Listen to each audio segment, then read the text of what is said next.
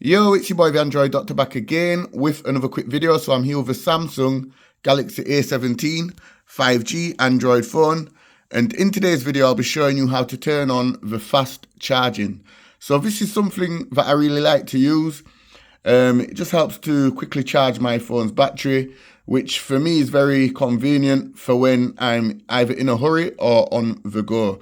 Okay, so to turn on fast charging, just go ahead and follow the steps that I'm about to show. So pull down the notification panel, go into the settings, and then scroll down to where it says battery. Select the battery option and then scroll down to where it says charging settings. Select the option and here you will see fast charging. Just go ahead and turn it on. And that's all you have to do.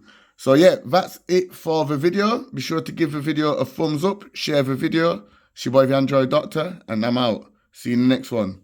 Deuces.